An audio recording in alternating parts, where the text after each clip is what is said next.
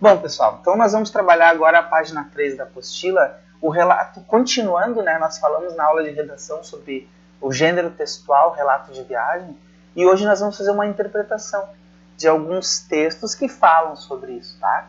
Então, eu queria a leitura, né, desse primeiro texto da aluna Maria Clara, fora de controle, pode ler para nós. Quando estávamos a 400 quilômetros de costas de Marrocos, em alto mar, parecem muitos peixes nas aproximadas de navio, e pescamos alguns de anzol. Entre eles havia alguns grandes, chamados de abacores, pelo maraújos, pequenos atuns enquanto em vez dourados. Também havia grande quantidade de peixe, mais ou menos tamanho de arrequena, com pequenas asas de dois lados, como os morcegos. Chegamos então aproximadas do Equador. Muito obrigado, Maria. Agora o João leu o texto 2.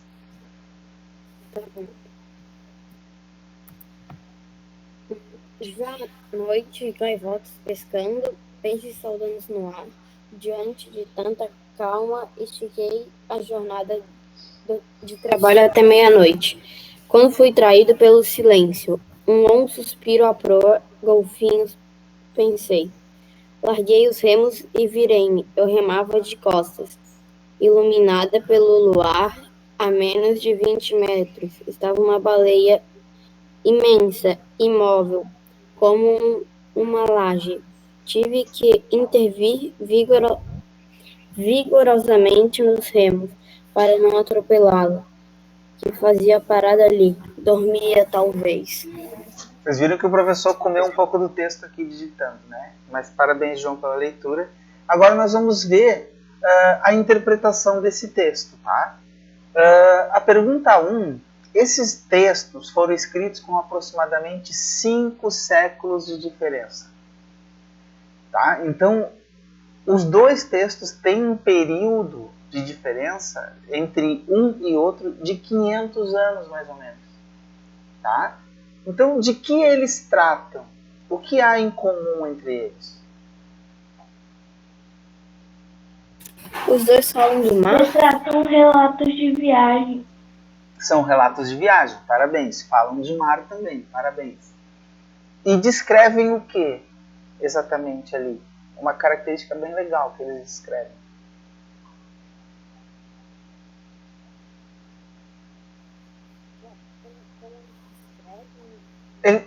Eles descrevem os animais, né, que eles estão vendo, né?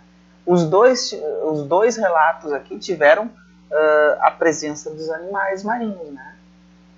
Um pensou que estava lidando com golfinhos, mas era uma baleia enorme, né? O outro estava vendo vários tipos de peixes, né? A letra B. Vocês já leram algum relato de viagem? A Lara já fez um relato. Depois a gente vai transformar esse relato botar ele por escrito. Mas vocês já leram outros relatos, fora os que a gente está lendo aqui nas atividades? A nossa aula passada foi sobre relato de viagem. A gente leu. A gente já leu, prof. Então, quais são as características de um relato de viagem? Né? Para que servem textos que contam viagens e aventuras vividas por alguém? Para que servem?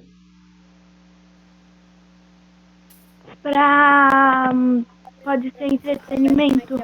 Pode ser Ou para relatar uma viagem. Para relatar uma viagem, pode servir como documento ou para entretenimento, né? Para eu contar para os outros como foi a minha aventura, ou a aventura da nossa família, da nossa turma, né? São vários os tipos de situações que servem os textos que contam viagens. Nós vimos na aula anterior o relato de viagem, que é a carta de Pero Vaz de Caminha, que serviu e serve como documento, né? Para descrever como foi o encontro dos europeus com a população que vivia na terra de Santa Cruz, né? No Brasil, na época, quando acharam a costa brasileira pela primeira vez, pelo menos segundo os relatos portugueses, né? Então, vamos ver as respostas aqui, mas ver as respostas, vocês já deram as respostas. Atividade 15, tá? Nós vamos ler esse texto aqui, eu quero um aluno que leia para nós. Nós vamos fazer a atividade 15. Nós vamos pular, vamos até a página...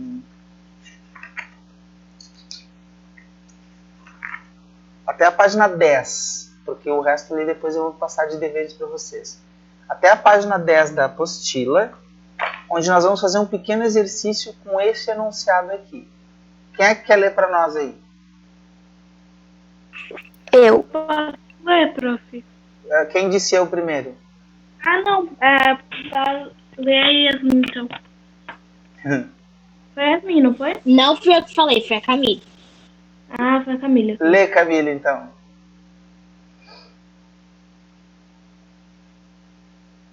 Camille. Oi, professor. Você não queria ler? Pode ser. Então, lê para nós aqui. Um pequeno exército de operários e arqueólogos parece retocar constantemente as paredes.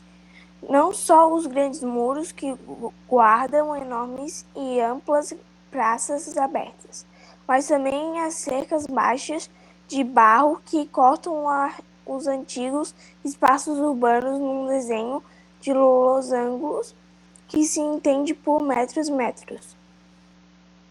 Muito bem. Nós temos algumas perguntas aqui, ó. Primeiro,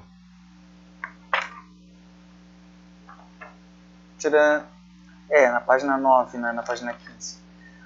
Com que sentido a palavra exército é usada no texto? Com que sentido? A palavra... Grande número de pessoas organizadas. Grande número de pessoas organizadas. Olha só, aqui eu quero fazer uma pequena explicação para vocês. Por quê? Exército. Exército, a princípio, tem o sentido real, literal, nele, o sentido de dicionário. Claro que nós podemos utilizar, inclusive se procurar no dicionário, vai aparecer também em alguns dicionários, os mais modernos, isso.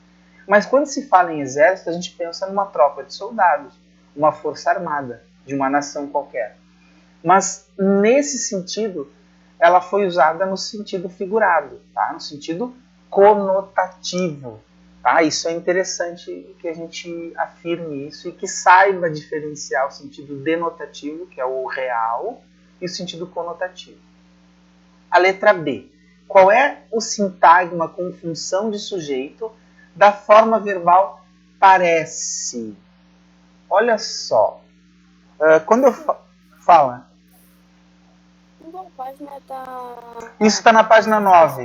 Isso está na página 9. Desculpa, é que eu no início falei página 10, mas eu me enganei. É na página 9. Ali a gente leu, né? Vamos para o texto aqui. Parece. Aqui essa forma verbal aqui. Essa forma verbal, ela tem um sujeito. Um pequeno exército de operários e arqueólogos parece retocar constantemente as paredes. Qual é o sujeito desse verbo? Lembra da explicação? Como é que eu acho o sujeito? Eu pergunto para esse verbo quem parece. Tá? Então, quem parece? Um pequeno exército de operários. E arqueólogos. Tá? Isso aqui é o sujeito. Então vamos lá para aquela frase. Qual é o sintagma com função de sujeito da forma verbal parece? Está aqui. Vamos sublinhar aqui.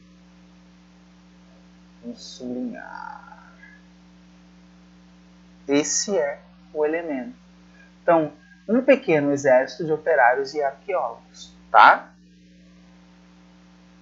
Pessoal, alguém fica com dúvida quando eu pergunto assim, ó, eu cito um verbo e eu pergunto o sujeito. O que eu tenho que fazer para achar o sujeito?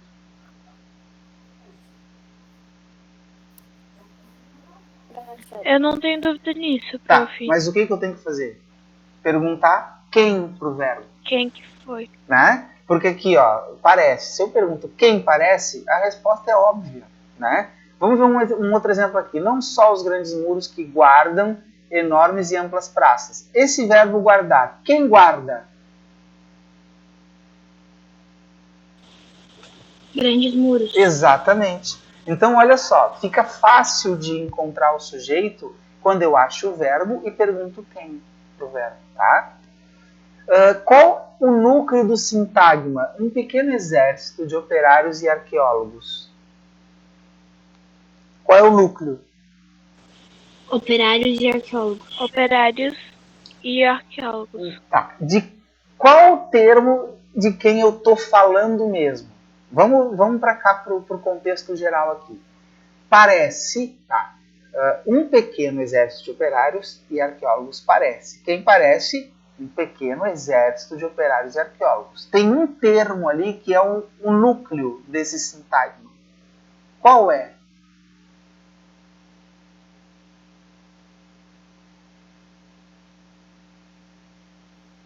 Exército? Exército, exatamente.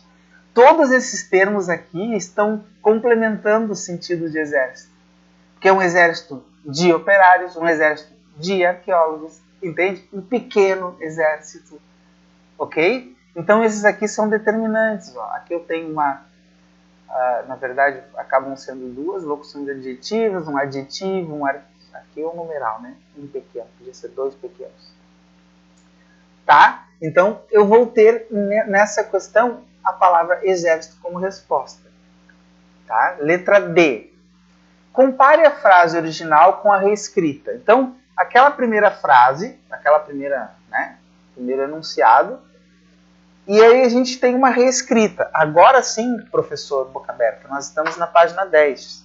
Né? O professor Tanso dá a página errada para os alunos, depois os alunos ficam confusos. Então, compare a frase original com essa reescrita. Operários e arqueólogos parecem retocar constantemente as paredes. Não só os grandes muros que guardam enormes e amplas praças abertas, mas também as cercas baixas de barro que cortam os antigos espaços urbanos num desenho de losangos que se estende por metros e metros. Beleza. Eu vou ter algumas perguntas. Qual é o sujeito da forma verbal parecem na reescrita? Operários e arqueólogos. Operários e arqueólogos. Vocês são inteligentes, hein? Então eu tenho aqui operários e arqueólogos. Então o verbo é parecem. Quem parece? Retocar constantemente as paredes, operários e arqueólogos. Aí aponte o núcleo do sintagma indicado no item anterior. Então aqui, esse elemento aqui tem núcleo, operários e arqueólogos. Tá? Operários e arqueólogos é um sintagma nominal. Qual é o núcleo desse sintagma? Ou os núcleos, né? Quem parece? Operários e arqueólogos.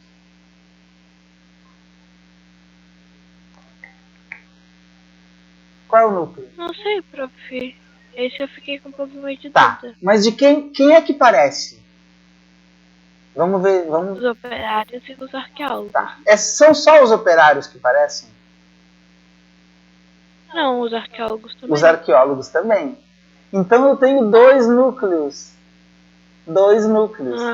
Aqui nós já temos uma pequena situação. Eu tenho uma classificação de sujeito, que nós vamos ver na próxima aula, tá? Exatamente, eu vou fazer uma aula só sobre isso. Mas se eu tenho um núcleo, eu tenho um sujeito simples. Se eu tenho dois núcleos, eu tenho um sujeito composto. Ahá! Não se preocupem que na próxima aula a gente vai falar mais sobre isso, tá? E qual é a diferença de sentido entre o trecho original e o trecho reescrito? Qual é a diferença que tem de sentido disso para isso? Tá? Qual é a diferença que eu tenho?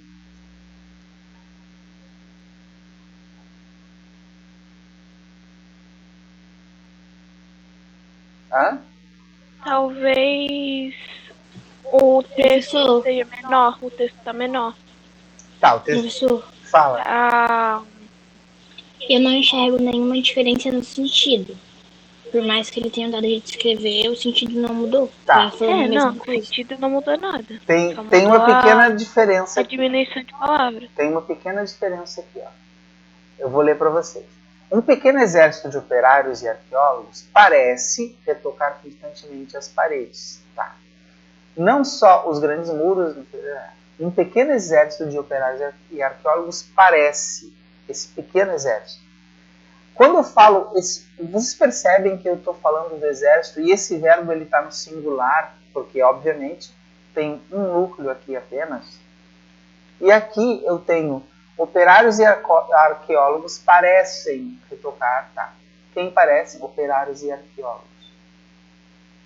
Então, olha só. O que é alterado? A ideia de conjunto. Aqui eu estou falando que os operários e arqueólogos parecem. Tá?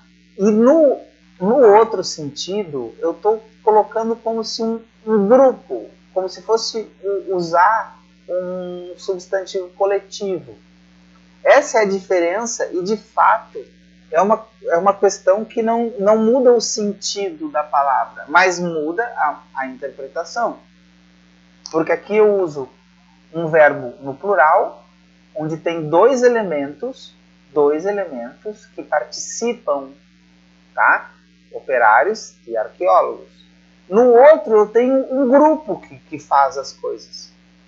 E aí eu dei características, eu chamei uns de operários e outros de arqueólogos. Nesse sentido, há uma mudança, tá? Mas isso é importante que vocês consigam perceber. Aqui eu estou falando de dois elementos e no outro eu estou falando de um elemento. Conseguem refletir sobre isso? É interessante, né? Esse tipo de interpretação textual baseado no número de núcleos de um sujeito, né? De um sintagma nominal. Tá? Agora nós vamos fazer atividades da apostila.